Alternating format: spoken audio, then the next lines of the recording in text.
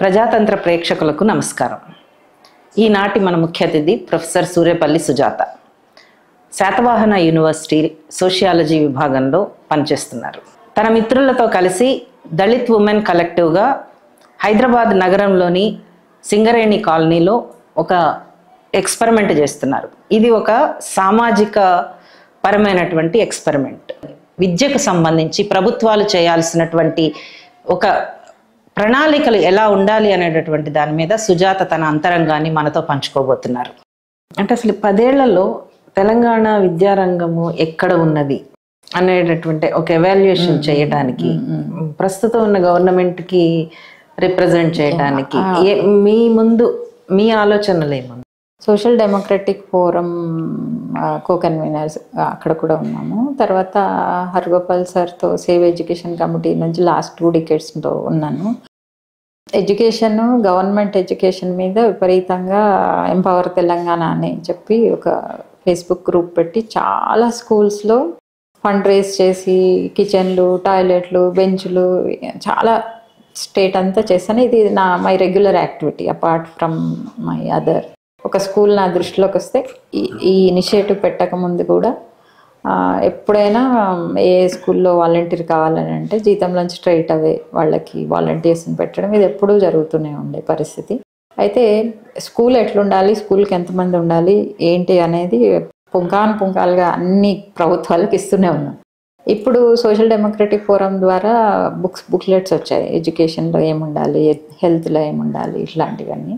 So ఆ representation వెళ్ళాయి. ఇప్పుడు కాంగ్రెస్ ప్రభుత్వం కొంచెం డిస్కషన్ స్టార్ట్ చేస్తుంది. తెలంగాణ ఉద్యమం మొత్తమే ప్రధానమైనటువంటి నినాదము నీళ్లు, నిధులు, నియామకాలు అనేది అదొక పెద్ద సమస్యగానే మొదటి నుంచి ఉంది. ఇప్పుడు కూడా నిరుద్యోగ యువత ఒక ఆందోళనలో ఉన్నారు.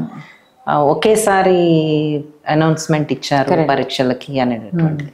అంటే ఇది పైన కనిపించేటటువంటి అలజడ, లేకపోతే అసలు మొత్తం విద్యారంగంలోనే ఉన్నటువంటి ఒక రూట్ కాజ్? ఇప్పుడు ఎంచుకుంటున్నటువంటి కోర్సులు కావచ్చు, లేకపోతే అంటే ప్రతి వాళ్ళు ప్రభుత్వ ఉద్యోగం కావాలనంటే మన భారతదేశ జనాభాకి సరిపోతుంది. Number 1. Number 2, dignity of labour అనేది ఇండియాలో లేదు. చాలా గౌరవంగా బయటకు వెళ్ళిన మన వాళ్ళు బాత్రూమ్లు కడుగుతారు, డ్రైవింగ్లు చేస్తారు, పిల్లల్ని పట్టుకొని తిరుగుతుంటారు. కానీ ఇక్కడ అసలు ఆ కాన్సెప్టే లేదు. నేను చాలాసార్లు బయటకు వెళ్ళినప్పుడు ఇట్లా కూడా ఉంటే బాగుండు ఇండియాలో, కాసేపు గంటసేపు హోటల్లో పనిచేసి గంటసేపు అంటే ఆ ఇన్కమ్ సోర్స్ అనేది మన చదువుకున్న పిల్లలేమో డైరెక్ట్గా గవర్నమెంట్ జాబ్స్కి పెడుతున్నారు. నెంబర్ 1. నెంబర్ 2, ప్రభుత్వ ఆఫీసులలో కాకుండా, ప్రభుత్వ గ్రూప్ నోటిఫికేషన్సే కాకుండా ప్రైవేట్ సంస్థల ద్వారా జిల్లాల వారీగా డీసెంట్రలైజ్డ్గా ఉద్యోగ కల్పన అనేది మనకు అసలు ప్లానింగ్ లేదు. తెలంగాణ ఉద్యమంలో అదే చెప్పినాము, ఇప్పుడు కూడా అదే చెప్తున్నాం. ఇప్పుడు మనకి అందాజాగా 10 నుంచి 20 లక్షలు హైదరాబాద్లో పోటీ పరీక్షల నిమిత్తం పిల్లలు ఉన్నారని అంచనా మాత్రమే. ఆ 10 లక్షలు మీకు 10 లక్షల ద్వారా కాలేజీలన్నీ ఉపాధి పొందుతున్నట్టు ఓన్లీ ఉద్యోగాలకు ప్రిపేర్ అయ్యేవాళ్ళు. ఎందుకంటే వాళ్ళ వలన వాళ్ళ మీద బతుకుతున్న వాళ్ళు చాలా మంది ఉన్నారు. ఫుడ్ కోర్ట్స్ ఉన్నాయి, బట్టలు ఉన్నాయి, చాయ్ డబ్బాలు ఉన్నాయి, పాన్ డబ్బాలు ఉన్నాయి అన్ని. సో అది కాకుండా ఇంతమందికి ఎన్ని నోటిఫికేషన్స్ వచ్చినా సరిపోవు. అయితే ఈ పిల్లల సైకాలజీ కూడా ఎట్లుందంటే నాకు ప్రభుత్వ ఉద్యోగమే కావాలి. అది నిజానికి మంచి రెగ్యులర్గా క్యాలెండర్ వస్తూ ఉంటే ఇప్పుడు 10-20 వేలు టీచర్ ఉద్యోగాలకే సరిపోవు. అట్లా సరిపోతుంటాయి, పిల్లలకి సాటిస్ఫాక్షన్ ఉంటుంది. కానీ మనకి గత 10 ఏళ్లలో పోలీస్ రిక్రూట్మెంట్ తప్పితే అత్యధికంగా ఇంకా దేంట్లో కూడా రాలేదు. So I see problem from both sides. ఒకటి, విద్యార్థులు విద్యని ప్రభుత్వ ఉద్యోగానికి కుదించేది ఒకటి. 2, ప్రైవేట్ సంస్థలు, సాఫ్ట్వేర్ సంస్థలు అని అంటే అటువైపుగా ఈ ప్రభుత్వ విశ్వవిద్యాలయాలు, గవర్నమెంట్ చదువులు చదివిన పిల్లలు అక్కడ ఫిట్ కాలేరు. కేవలం ఇంజనీరింగ్ చేసిన విద్యార్థులకు మాత్రం అటువైపు వెళ్ళే అవకాశాలు ఉంటాయి. సో అవకాశాలు అనేవి ఎక్కువగా రూపొందించాల్సిన అవసరం ఉంటే ఇంత ప్రాబ్లం ఉండదు అనేది నేను అంటుంటాను. కానీ అట్లా అనగానే మా వాళ్ళు ఏమంటారా, నువ్వు గవర్నమెంట్ ఉద్యోగం చేస్తున్నావు కాబట్టి నువ్వేమో అట్లాగే సలహాలు ఇస్తారు మీలాంటి వాళ్ళు అని అంటారు. కానీ విద్యా ప్రమాణాలకి రెగ్యులర్ టెక్నికల్ రిక్వైర్మెంట్స్ మన సమాజము, ప్రభుత్వాలు, ప్రపంచం అంతా ఆర్టిఫిషియల్ ఇంటెలిజెన్స్ దాకా వెళ్ళిపోయింది. మనం ఇంకా నేను టీచర్ ఉద్యోగం చేస్తా, నేను గ్రూప్ మరో క్లర్క్ చేస్తా అనే దగ్గర అవి ఎక్కువ కల్పించలేము. But at the same time అంటే మనకు ఉన్నటువంటి వ్యవస్థ వాటికి మాత్రమే పరిమితమైందా? అంటే వాళ్ళ ఓరియంటేషన్ దానికి మాత్రమే పరిమితమైంది. ఓరియంటేషన్ ఒకటి, బ్యాక్గ్రౌండ్ ఒకటి, తర్వాత ఆర్టిఫిషియల్ ఇంటెలిజెన్స్ వెళ్ళే వాళ్ళు అందరూ కూడా అంటే ఏదో ఒక రకంగా ఆర్థికంగా ఇది ఆ ఎడ్యుకేషన్ కూడా కావాలి. నేను కోవిడ్ టైంలో సడన్ గా ప్రభుత్వం ఆన్లైన్ డిక్లేర్ చేసింది. ఆన్లైన్ డిక్లేర్ చేసినప్పుడు సగం మంది ఎస్సీ ఎస్టీ బీసీ రూరల్ గ్రామాల్లో ఫోన్లు ఉండవు, స్మార్ట్ ఫోన్స్ ఉండవు, కంప్యూటర్స్ ఉండవు, ఇంటర్నెట్ ఉండదు. వీళ్ళు ఎట్లా చదువుకోవాలి? అది నాకు చాలా ఇబ్బంది అనిపించి అది ఉద్యమం లాగానే అయిపోయింది. తర్వాత ప్రభుత్వం వాళ్ళు దానికి ఏదో ట్యాగ్ లైన్ పెట్టారు కదా, ఈచ్ వన్ రీచ్ వన్ అని ఒక ప్రోగ్రామ్ పెట్టి చాలా మంది మీరు కూడా హెల్ప్ చేశారు. చాలా మంది విద్యార్థులకి ఏంటంటే అప్పుడు రూరల్ అర్బన్ డివైడ్ చూసాం, తర్వాత రిచ్ అండ్ పూర్ డివైడ్ చూసాం. కానీ ఈ డిజిటల్ డివైడ్ అనేది అప్పుడు అర్థమైంది. అమ్మ ఇంతమంది పిల్లలు అసలు డిజిటైజేషన్కి దూరం అయిపోతే వీళ్ళని మళ్ళీ ఇప్పుడు నాలెడ్జ్ అంతా డిజిటలైజ్ అయిపోయింది, నీ యాక్సెస్ అంతా డిజిటలైజ్ అయిపోయింది, కమ్యూనికేషన్ అంతా డిజిటలైజ్ అయిపోయింది. ఎట్లా అని చెప్పి చాలామంది నాకు చాలా నిరాశపరిచింది ఏంటంటే, మీరు పిల్లల్ని పాడు చేసేస్తున్నారు, పిల్లలు ఇది చూసేస్తారు అది చూసేస్తారు. ఇంకా మన లెఫ్ట్ మిత్రులేమో డైరెక్ట్గా అక్కడి నుంచి ఇక్కడికి మెసేజ్లు వెళ్ళిపోతాయి, ఒక మతానికి సంబంధించినవి అవి. నేను ఎప్పుడు అందరికి చెప్తున్నాను, మన పిల్లలు, మీ పిల్లలు, మా పిల్లలు అందరికీ యాక్సెస్ బంద్ చేయాలి అప్పుడు కదా, వీళ్ళకి మాత్రమే ఎందుకు బంద్ చేయాలి? పాడైపోతే పాడైపోనియండి పర్వాలేదు అని చెప్పి నాకు బాగా బయట దేశాల్లో ఉన్న మిత్రులు కనెక్ట్ అయ్యారు ఎక్కువ.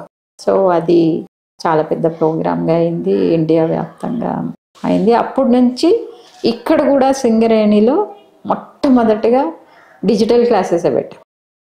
కంప్యూటర్స్ గోపాలకృష్ణ సార్ వచ్చారు ఒకసారి. కంప్యూటర్స్ లేకపోతే ఇప్పుడు జాబ్ మార్కెట్ ఎట్లుందంటే నీకు ఇన్ని డిగ్రీలు ఉన్నాయా, అంత గ్రేడ్ ఉందా, ఏ ర్యాంక్ వచ్చిందా, 10 GP వచ్చిందా, ఏం చూడట్లేదు. నీకు నాలెడ్జ్ ఉందా, టెక్నాలజీ వస్తే తీసేసుకుంటున్నారు. సో దాని అర్థం ఏంటి, దేర్ ఆర్ జాబ్స్.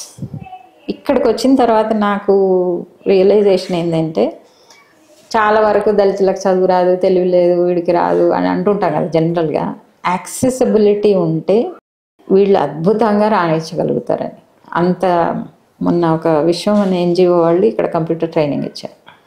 ఆ అబ్బాయి ఆశ్చర్యపోతున్నాడు. అసలు వైజాగ్ నుంచి దుష్యంత్ అంటే ఒక అబ్బాయి ఆన్లైన్లో చూసి ఇక్కడికి వచ్చాడు. చాలా బాగుంది ఈ ప్రోగ్రామ్, పేద పిల్లలకి ఇట్లా ఎవరు చేయట్లేదు అని చెప్పి వచ్చి కంప్యూటర్స్ అంతా చిన్న చిన్న గేమ్స్, ఆ గేమ్స్ తోటి వాళ్ళు సైన్స్ నేర్చుకోవచ్చు, మ్యాథ్స్ నేర్చుకోవచ్చు, అన్ని గేమ్స్, వీడియో గేమ్స్ ద్వారా అనమాట. అవన్నీ సెట్ చేసి వెళ్ళాడు.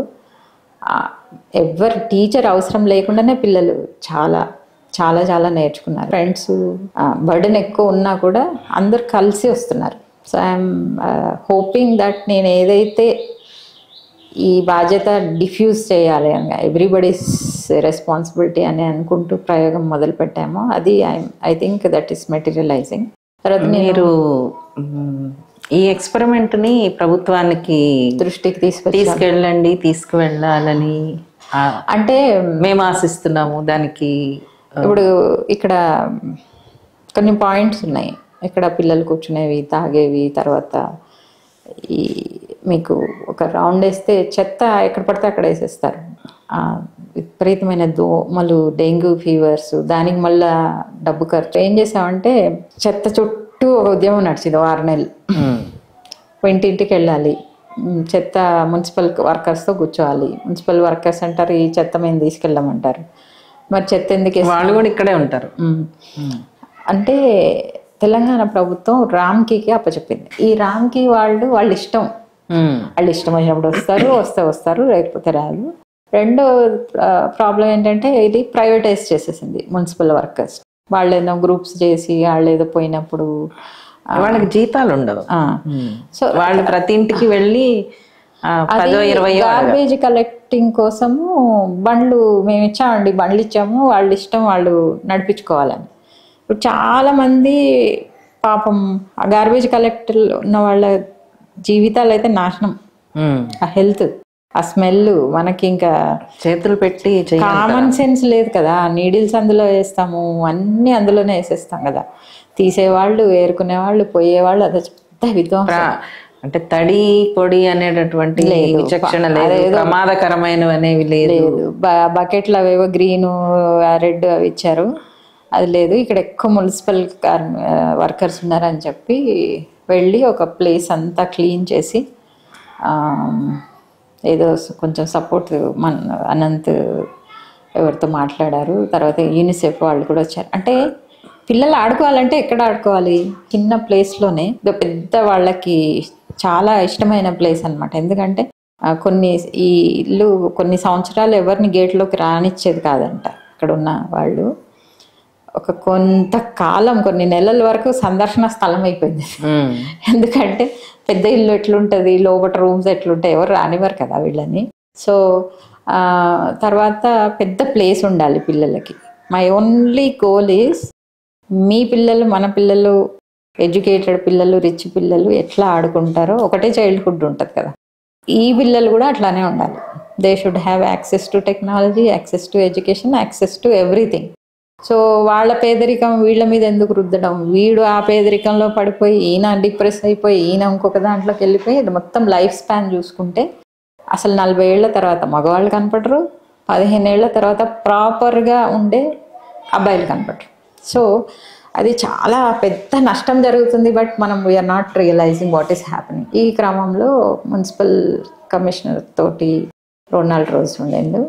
తర్వాత రెసిస్టెన్స్ ఇక్కడ నుంచి ప్లేసులు క్లీన్ చేయదు ఉంటారు కదా, అన్ని చోట్ల మార్పు అంత ఈజీ కాదు కదా. ఇంకా మళ్ళీ ఇక్కడ కూడా పోలీస్ స్టేషన్ల చుట్టూ తిరిగి, తర్వాత కలెక్టర్ కూడా కొంచెం ఏం చేస్తున్నాం అనే దాని ఈ ఎక్స్పెరిమెంట్కి ఒక క్లారిటీ, ఒక ఇప్పుడు నేర్చుకుంటున్నాం అన్ని, వీఆర్ లెర్నింగ్. ఇప్పుడు ఫార్మలైజ్ అయిపోయింది. Okay, I can do this, we can do this. తర్వాత గీతం నుంచి విద్యార్థులు వచ్చారు. పాలసీ స్టడీస్ ఇట్లా ఉండాలని చెప్పి 2 days క్లాస్ తీసుకున్నాం. ఇక్కడ వికలాంగులకి ఎక్కడ పోతారు, ఆయన హోమ్ లేదు, విడోస్కి ఎవరు పట్టించుకోరు. తర్వాత మెంటల్ డిస్టర్బ్ అయిన వాళ్ళు ఎక్కడ పోవాలో తెలియదు. అంటే గవర్నమెంట్ ఏం చేస్తుందంటే నందనవనం కానీ ఇక్కడ కానీ ఎక్కడ కానీ ఒక ఇల్లు కట్టించి మీ చావు మీరు చావండి అని వెళ్ళిపోతారు. ఇక్కడ జరిగే ఎక్కడ కూడా వీళ్ళు కూడా మనుషులే, వీళ్ళకు కూడా అన్ని వసతులు ఉండాలి అనే, అన్ని హ్యూమన్ రైట్స్ ఉండాలి. అది అందుకని ఇవేంటంటే సెంటర్స్ ఆఫ్ ఆల్ సోషల్ ఈవిల్స్కి, ఇల్నెసెస్కి అడ్డాలుగా తయారైపోతున్నాయి. సో దిస్ అంటే మనకి ఆదర్శ గ్రామాలు ఉంటాయి కదా, మోడల్ విలేజెస్ లాగా, మోడల్ స్లమ్ ఒకటి డెవలప్ చేయాలి. చాలామంది స్టూడెంట్స్ కూడా వాళ్ళు రియలైజ్ అయ్యారు. నేనేమన్నానంటే ప్రతి స్లమ్, ఇక్కడ 30,000 జనాభా, దేవరకొండ, అచ్చంపేట, నల్గొండ, మైగ్రెంట్ పాపులేషను, ప్రతి స్లమ్ని మీరు ఒక విలేజ్గా కన్సిడర్ చేయండి. ఇక్కడ ఒక మినియేచర్ గవర్నమెంట్ మెకానిజం ఒకటి ఉండాలి. ఇక్కడ ఒక ఆధార్ సెంటర్ ఉండాలి, ఒక ఇన్కమ్ డిస్పెన్సరీ ఉండాలి. వాళ్ళు ఏమీ లేవా ఇక్కడ? ఎంఆర్ఓ ఆఫీస్కి వెళ్ళాలనేది వీళ్ళు అనుకుంటారు కానీ అవ్వదు. యాక్సెస్ చాలా దూరం. ఒకటి పోయిన తర్వాత అక్కడ రాయాలి కదా, ఎవరు రాయాలి. సో అది ఇప్పుడు మేము చేస్తున్నాము. సో దీన్ని ఒక కమ్యూనిటీ రిసోర్స్ సెంటర్గా చూస్తున్నాం, నాట్ జస్ట్ ఎడ్యుకేషన్ సెంటర్. మేము ఇక్కడ ట్రైన్ చేసి ఇక్కడ చేయగలిగే ఫిల్లింగ్ అంతా చేసి కూడా ఇస్తున్నాం. అంటే మీ సేవ టైప్లో కాకుండా, అంటే ఇక్కడ క్యాంప్స్ పెట్టాలి. ఇప్పుడు బస్తీ దవాఖానా అని పెట్టినారు, ఈ మొత్తం విసినిటీలో లేదు. ఎక్కడో ఒక కాలనీలో ఒక బిల్డింగ్లో, పెద్ద బిల్డింగ్లో పెట్టారు. అది ఏం చేస్తుంది, అక్కడికి ఎవరు పోతారు, ఎవరు పోరు కదా. సో మళ్ళీ ప్రైవేటు పరం అయిపోతాయి జీవితాలు, పైసలన్నీ కూడా. అందుకని ఒక చిన్న treat it as a village, treat it as a composite community. So ఇక్కడ మీరు అన్నీ వారం రావాలి, పెట్రోలింగ్ ఎక్కువ చేయాలి, ఇక్కడ మీరు సర్వీసెస్ ఇవ్వాలి, ఇక్కడ ఒక ఓల్డ్ ఏజ్ హోమ్ ఉండాలి, ఇక్కడ ఒక మెంటల్ డిసేబిలిటీ, అంటే ఎక్కడైతే పెద్ద స్లమ్స్ ఉంటాయో అక్కడ నుంచి ఎర్రగడ్డ వెళ్ళాలి వాళ్ళు. ఎన్ని బస్ ఫెసిలిటీ ఉంది లేదు. ఇవాళ బస్సు ఎక్కాలన్నా, మెట్రో ఎక్కాలన్నా 100 రూపాయలు, కష్టంగా ఉంది. సో అంటే మేము బస్సు ఫ్రీ చేసాము ఆడవాళ్ళకి అని అంటారు. ఆ బస్ స్టాండ్ దాకా వెళ్ళాలి కదా, బస్ స్టాండ్ దాకా వెళ్ళాలి, బస్సులు కూడా ఉండాలి. తర్వాత చదువు లేని పాపులేషన్ని మనము వేరేగా ప్రత్యేకంగా చూడాలనేది ఇంకో డిమాండ్. మనం ప్రధానంగా విద్య గురించి, ఎడ్యుకేషన్ గురించి మాట్లాడుతున్నాము. కానీ మీ ఎక్స్పెరిమెంట్లో మీరు చెప్తున్న దాంట్లోనే విద్యకి కులంతో సంబంధం ఉంది, ఆర్థిక పరిస్థితులతో సంబంధం ఉంది, జెండర్తో సంబంధం ఉంది. మరీ ముఖ్యంగా కింది వర్గాల ప్రజలకి ఒక యాక్సెస్ లేకపోవడం అనేటటువంటిది జరుగుతుంది. అది మనం పెద్ద స్థాయిలో చూస్తే యూనివర్సిటీల్లో కూడా, యూనివర్సిటీ స్థాయికి వచ్చినా కానీ వాళ్ళ అంతా కూడా ఒక సాఫీ ప్రయాణం అయితే కాదు. అంటే ఈ పరిస్థితి మారాలి అని అంటే ప్రభుత్వాల వైపు నుంచి కేవలం ఆ ప్రభుత్వాన్ని ఈ ప్రభుత్వాన్ని ఆ పార్టీ తిట్టుకోవడం కాకుండా కన్స్ట్రక్టివ్గా ఏం చేయాల్సి ఉంటుంది? ముఖ్యంగా పేదల పట్ల మన వైఖరి ఏంటి స్పష్టం చేయాలి.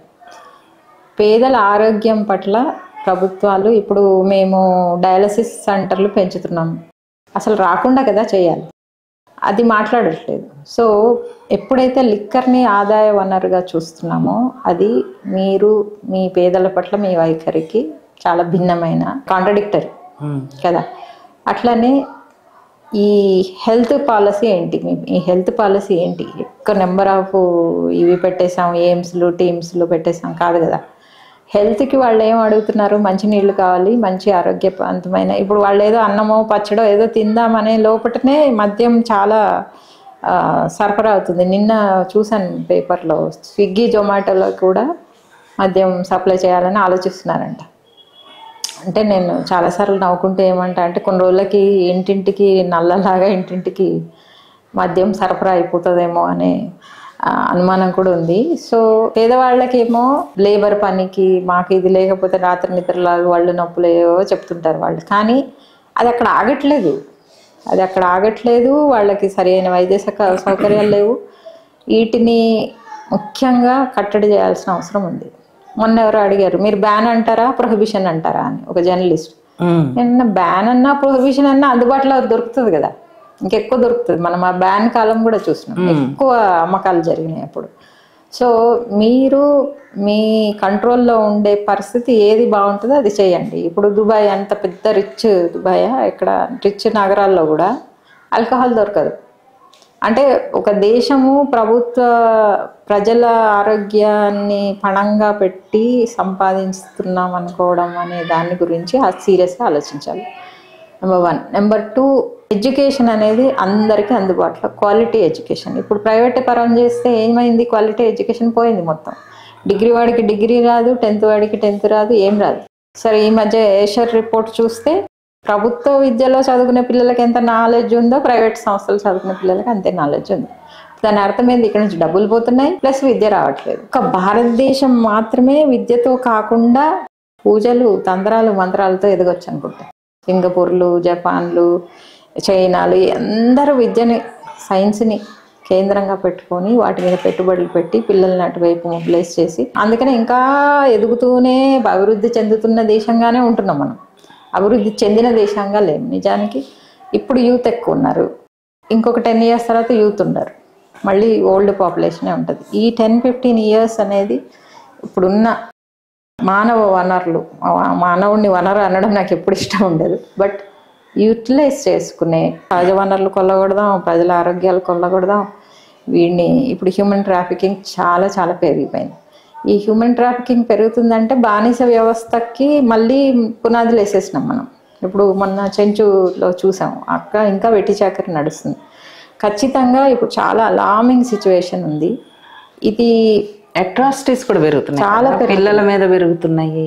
పిల్లలు, పెద్దలు, దళితులు, ఆదివాసులు, అన్ని మతం పైన దాడులు, ఈ దాడులు పెరుగుతున్నాయి. కంట్రోల్ వ్యవస్థ లేదు, గాడి తప్పుతున్న భారతం.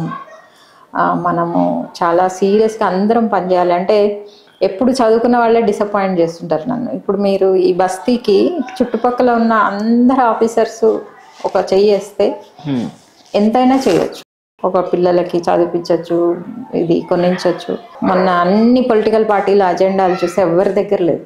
ఎంతసేపు పెన్షన్లు లోన్లు అదే ఇంకా అదే పథకం. సో దానివల్ల అయితే ఐ డోంట్ థింక్ ఏదైనా మార్పు జరుగుతుందని అయితే నేను. అంటే సోషల్ ప్రెషర్ ఉండాలి కదా, ఉద్యమాలు, ప్రెషర్లు, ఒత్తిడిలు. అదే చెప్తున్నా నేను, చదువుకున్న వాళ్ళు కనీసం ఏం పని చేయకపోతే రాయండి అని చెప్తా. ఏం పని చేయకపోతే ఇగో ఇది ఇలా ఉంది, ఇప్పుడు సోషల్ మీడియా ఉంది, మొబైల్స్ ఉన్నాయి, అన్నీ ఉన్నాయి, నా చుట్టుపక్కల ఇంత అన్యాయం జరుగుతుంది. సో అది కానీ సోషల్ మీడియా ఇప్పుడు అదే ఒక రివర్స్ లో పనిచేస్తుంది కదా. అదే ఒక అంటే ఉమెన్ మీద ట్రోలింగ్ కి ఉపయోగించటము, అబ్యూజివ్ గా మారటం అనేది ఎడ్యుకేషనే. ఇప్పుడు మనం ఇక్కడ ఎడ్యుకేషన్ సెంటర్ పెట్టడం అనేది, ఆ ఎడ్యుకేషన్ ఇచ్చే సంస్థలు లేవు మన దగ్గర, ఆ ఎడ్యుకేషన్ ఇచ్చే ఎడ్యుకేషన్ లేదు. అందుకని ఎంతో కష్టపడి కొట్లాడితే జెండర్ అనే ఒక పేపర్ పెట్టారు. దాంట్లో మేమంతా లెసన్స్ రాసాం, తీసేశారు. ఈ డిగ్రీలో తీసేసి ఎందుకు తీసేశారంటే ఆ చెప్పడానికి ఎవరు లేరు.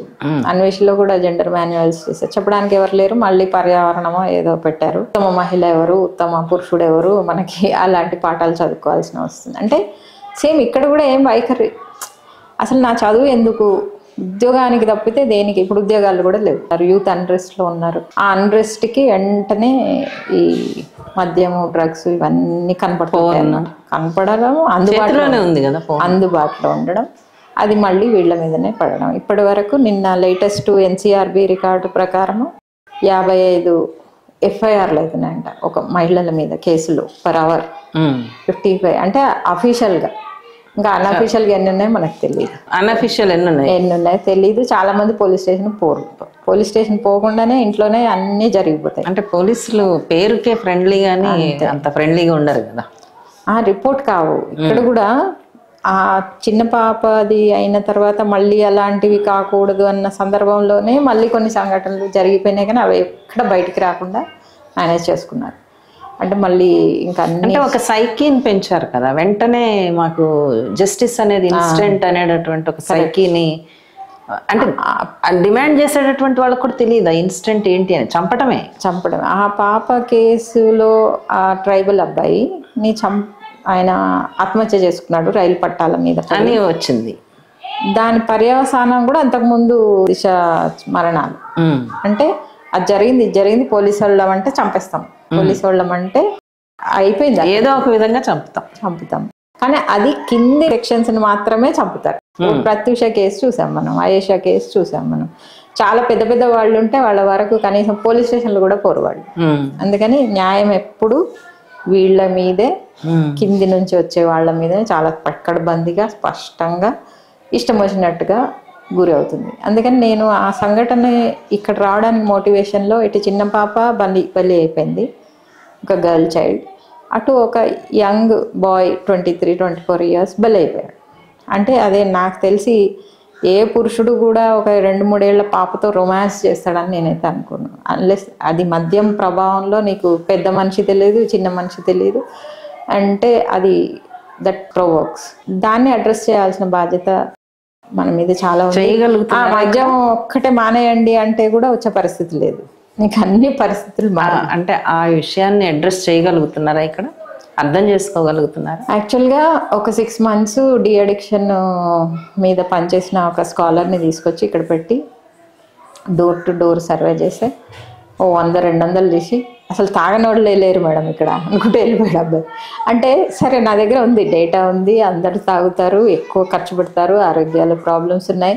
దెన్ స్లోలీ మన వాళ్ళు ఏం చేస్తారంటే దానివల్ల ఎంత ఖర్చు, దానివల్ల ఆరోగ్యం ఎట్లా దెబ్బతింటుంది, దానివల్ల కుటుంబాలు ఎట్లా నష్టపోతున్నాయి, ఈ ఎడ్యుకేషన్ మొదలుపెట్టారు. సో చాలామంది అమ్మలు వస్తుంటారు పాపం. ఇక్కడ స్త్రీల పరిస్థితి ఎంత భయంకరంగా ఉంటుందంటే ఆమె భర్త చూసుకోడో కొట్టి ఆయన అలసిపోయో చచ్చిపోయో ఏదో అయిపోతుంది, కొడుకుతో స్టార్ట్ అవుతుంది. మళ్ళీ ఆయన అదే బాటలో నడుస్తుంటాడు, మళ్ళీ అమ్మ ఇవ్వకపోతే అమ్మని కొట్టడం, అమ్మని తన్ని రోడ్ల మీద వేయడం. ఈ తల్లులకేమో అయ్యో నా కొడుకు అని ఆయన కోసం ఏమే కష్టపడ్డాం. ఇంకొక బర్డెన్ ఏంటంటే ఆయన వెళ్ళిపోతాడు, ఆయన కొట్టే భార్య బాధలు తట్టుకోలేక ఆమె వెళ్ళిపోతుంది, కోడలో ఎవరో కూతురు. మళ్ళీ ఆ పిల్లల భారం కూడా ఇస్తే, అంటే రెస్టే లేని ఏ 12-13 ఏళ్ళకి పెళ్ళి అయిపోతే 70 ఏళ్ళు ఆమె బతుకుంటే ఇది నడుస్తూనే ఉంటుంది. ఏ రోజు కూడా రెస్ట్ కానీ లేకపోతే అంత బర్డెన్ అసలు చాలా భయం వేస్తుంది కూడా ఒక్కొక్కసారి. సో ఆ సైకిల్ అట్లా నడుస్తుంటుంది, ఎస్పెషల్లీ మార్జినలైజ్డ్ విమెన్కి నడుస్తుంటుంది. సో ఆక్యుపేషనల్గా అన్యాయమే జరుగుతుంటుంది, అంటే లోవర్ ఆక్యుపేషన్స్ వస్తాయి. ఈ కులంలో పుట్టారు కాబట్టి చదువుకుంటే అట్లీస్ట్ ఇప్పుడు కాస్త వేరే అవెన్యూస్ ఉన్నాయి. నెక్స్ట్ అక్కడికి వెళ్తుంది కాబట్టి అక్కడ వర్క్ ప్లేస్ హెరాస్మెంట్, అక్కడ ఈ లొకేషన్స్లో ఉంటారు కాబట్టి రక్షణ లేని వాతావరణం ఉంటుంది, ప్లస్ పిల్లలకి రక్షించుకోలేని పరిస్థితి ఉంటుంది. So she is in a vicious cycle అనమాట. ఆ విషవలయంలో చిక్కుకున్న అర్బన్ స్లమ్స్లో ఉన్న మార్జినలైజ్డ్ విమెన్ సెంటర్గా, చైల్డ్ సెంటర్గా ఇప్పుడు మనం పనిచేస్తాం. ఈ ప్రభుత్వానికి అపీల్ చేస్తున్నారా? నేను మొత్తం ఎవ్రీథింగ్ ఈజ్ ఓపెన్ కదా. నేను ఏమంటున్నానంటే ఎక్కడైతే గ్రామాల్లో కానీ ఎక్కడైతే పేదలు ఉంటారో, మధ్యతరగతి వాళ్ళు ఉంటారో, ప్లస్ ఇట్లాంటి బస్తీల్లో బతకడానికి వీలు లేని పరిస్థితిలో పట్టణాలకు వస్తారో వాళ్ళ మీద ఎక్కువ కాన్సన్ట్రేట్ చేయండి, ఎక్కువ వాళ్ళకున్న అవసరాలు తీర్చండి, ఎక్కువగా అక్కడ పని చేయండి. ఎందుకంటే బంజారాహిల్స్లో పని చేయాల్సిన అవసరం లేదు, ఇంకెక్కడో బాగా పెద్ద పెద్ద కాలనీస్లో కూడా అవసరం లేదు. బట్ ఆల్ యువర్ రెవెన్యూ కానీ, పోలీస్ కానీ, హెల్త్ మిషన్స్ కానీ, యువర్ స్కీమ్స్ కానీ, విమెన్ అండ్ చైల్డ్ కానీ ఈ ప్రదేశాల్లో పనిచేసే అవసరం ఉంది. లేకపోతే మనం రోజు ఒక అట్రాసిటీ రాసుకోవాలి, రోజు ఒక నిజ నిర్ధారణ చేసుకోవాలి, రోజు ఒక దగ్గర పోలీస్ స్టేషన్కి పోవాలి. ఆ పరిస్థితి కంటిన్యూ అయితేనే ఉంది. ఎడ్యుకేషన్కి సంబంధించింది అయితే క్వాలిటీ ఎడ్యుకేషన్ సపోర్ట్ సిస్టమ్స్ ఉండాలి. ఎందుకంటే ఇళ్లలో తల్లిదండ్రులు చదువుకోరు, ప్లస్ స్కూల్స్లో టీచర్స్కి బియాండ్ బర్డెన్ ఉంటుంది. కాబట్టి మన సేఫ్ నేబర్హుడ్స్ అని ట్యాగ్ లైన్ పెట్టాం, క్రియేటింగ్ సేఫ్ నేబర్హుడ్స్. నగరాలు సర్వైవ్ అవుతున్నాయంటే బస్తీల మూలంగానే. బస్తీలో ఉండే శ్రమ ఇస్తున్నారు కాబట్టి రోడ్లు ఊడ్చేవాళ్ళు కావచ్చు, డ్రైనేజీలు అడిగేవాళ్ళు కావచ్చు, రకరకాల ఆటో సర్వీసెస్ అన్నీ. సో నగరాలలో తీసుకున్నంత శ్రద్ధ ఈ బస్తీల మీద పెట్టాలి. ఎందుకంటే ఆ కనెక్షన్ ఏదైతే ఉందో, ఆ డిపెండెన్సీ ఏదైతే ఉందో దాన్ని గుర్తించాలి. ప్లస్ సివిల్ సొసైటీకి ఇది ఏంటంటే లక్షల కోట్లు అక్కర్లేదు, just response to the need. ఇప్పుడు మేము సమ్మర్ క్యాంపులో మేబీ ఒక పెద్ద సంస్థకి వెళ్ళి ప్రాజెక్ట్ తెచ్చుకొని ఆ డబ్బులతో పెట్టడం ఇది, కానీ I made it a point that everybody should come here and response. అది ఈసారి మొన్న సమ్మర్ క్యాంప్లో మాత్రం చాలామంది వచ్చారు, చాలా సర్వీసెస్ ఇచ్చారు. వాలంటీర్సే, అబ్రాడ్లో ఎక్కువ ఉంటుంది వాలంటీరిజం, పెద్దవాళ్ళని చూసుకోవడం, పిల్లల్ని చూసుకోవడం, లేకపోతే ఒక యూనివర్సిటీస్ కూడా అడాప్ట్ చేసుకుంటాయి కొన్ని నేబర్హుడ్స్ని. కానీ ఇండియాలో అది ఆ సర్వీస్ సిస్టమ్ లేదు. ఈ వాలంటీరింగ్ అనేది డెవలప్ చేయాలనేది ఇంకొక ప్రోగ్రామ్. లేకపోతే ఫండింగ్ బేస్డ్ ప్రోగ్రామ్స్ చేస్తే ఫండింగ్ వచ్చినప్పుడు చేస్తాం, లేనప్పుడు ఆగిపోతాం. Which I'm very very against to that. నేనున్నా మీరున్నా ఎవరు లేకపోయినా ఒక గుడ్ మొమెంటం క్రియేట్ చేస్తే మళ్ళీ వాళ్ళు అక్కడ నుంచి ఇదే ప్రొసీడ్. అందుకనే ఇక్కడ వాళ్ళనే పెట్టి ఇక్కడ వాళ్ళకే నేర్పించి ఇక్కడ వాళ్ళతోటే మెయింటెనెన్స్ చేపించి నేను ఫెసిలిటేటింగ్ రోల్ అంతే.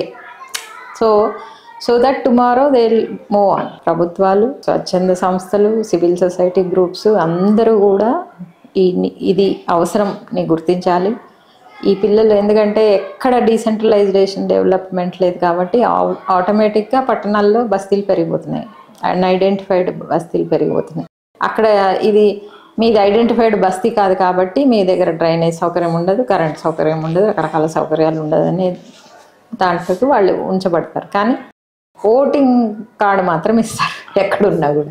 సో నీకు ఓటేసి గెలిపిస్తున్న పౌరుడిగా ఆ ఓటర్ కార్డు మాత్రమే కాకుండా ఆధార్ కార్డులు, రేషన్ కార్డులు, ఇన్కమ్లు అట్లాంటివన్నీ చూడాలనేది గవర్నమెంట్ నుంచి రిక్వెస్ట్. ప్లస్ పథకాల్లో కూడా కొంచెం మార్పులు రావాల్సిన అవసరం ఉంది. నువ్వు సెల్ఫ్ హెల్ప్ గ్రూప్స్ ఉన్నాయి, వచ్చిన అమౌంట్ నిజానికి ఒక సింగిల్ విమెన్ పార్ట్గా ఉందా, ఒక ట్రైబల్ విమెన్ అందులో పార్ట్గా ఉందా, మానిటరింగ్ ఎక్కడ లేదు. ఎవరికి నచ్చితే ఎవరికి అవసరం ఉంటే వాళ్ళు పెట్టేసుకుంటున్నారు.